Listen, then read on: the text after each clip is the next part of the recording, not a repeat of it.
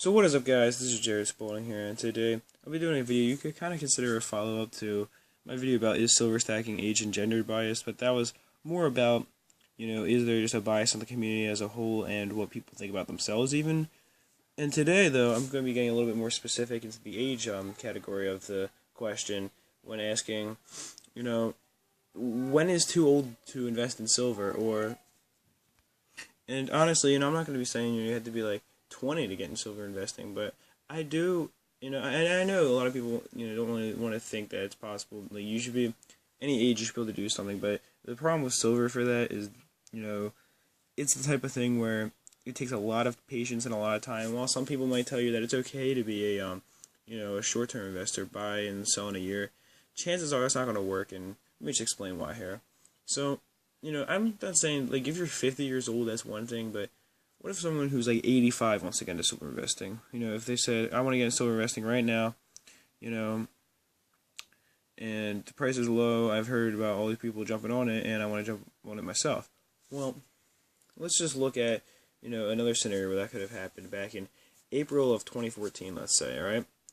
And this is when silver was, at one of its, very high points in the past 10 years. It was at, besides going up to $50 an ounce, a while before that even, this probably was the highest point that silver is reaching, was, $22.50, $23 an ounce. And, it was a really healthy market. A lot of people were jumping on it. A lot of people were thinking, yeah, silver's going to carry me back up to $50 an ounce again, so I'm better going to, jump on this market while it's still even manageable to buy. So let's say, you were hearing about this at this time, right? You're like 85 years old, and you decide to, buy, I don't know, decent amount of silver, whatever you consider a decent amount. You want to become a serious investor, and you're buying for a while, and then all of a sudden, instead of going up, the price starts going down, and it doesn't crash, but it just kind of goes down a little bit, and you're not too worried for a while until it keeps on going down and down and down. And now we're 22 months later in February of 2016, and silver hasn't even come close to recovering to $22.50 an ounce. Now you're lucky to see it at $15.50 an ounce, $7 below where you bought it at, and this is up from last month, mind you.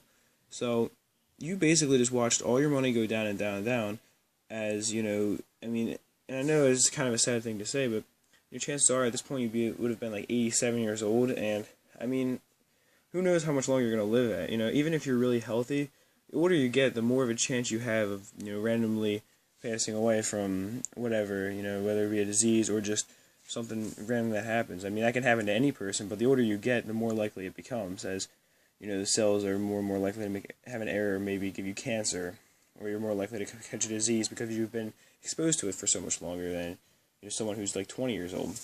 And we might be waiting another 3-4 years before silver even touches $23 an ounce again, and you might be able to break even.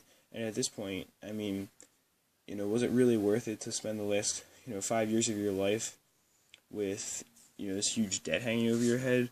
And that's the other thing, is that buying a lot of silver is going to put you in a position where you're kind of locking yourself into a contract. And when you are of that age, the question is, do you really want to be in this contract? You've been doing stuff like this your whole life, let's say. Do you really still want to be in a contract, or do you want to spend the last couple of years of your life, not having to worry about finances as much?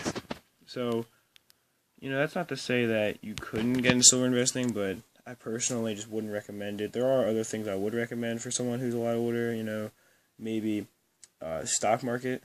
There's certain types of stocks that are very, fast-paced, and that's something I would recommend because, you might have to wait a month as opposed to, 48, 60 months, And that's the thing with silver, is that, to go back to this example I was providing, if you put the same person, you put a person in the same shoes as this guy, except he's 20 years old, right?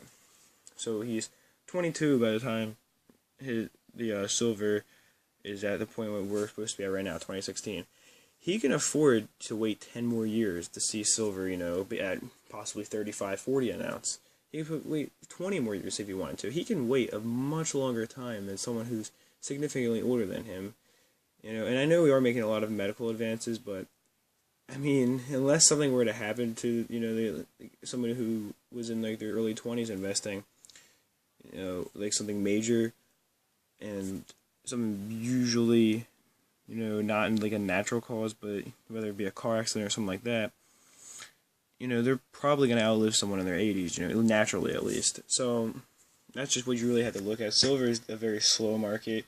You know, it can take a year to go up $1 if it wants to, and sometimes it will shoot up, but it's always going to go back down because, you know, I mean, the principle is supposed to be that whatever goes up must come down, and that's very true with the silver prices because whenever they go up, they always do seem to come back down. You know, when they were up to $50 an ounce, they crashed with the stock market, and when it was up to $22.50, you know, the next year it was seeing 14 an ounce. You know, or maybe not a year, but 18 months later, let's say, about the time frame. But anyway, guys, I mean, basically all I would think to say for this video. You know, if you got anything that you would like to add, or, you know, even an argument you would like to bring up against what I'm saying, you know, it's definitely do it in the comments section. You know, make sure you do it respectfully, of course, you know, and have an actual logical argument. But as long as you do, I'll definitely respond respectfully as well and take you up on whatever you want to say. So I hope you enjoyed the video, though. That's it for this one. Peace, love, much respect.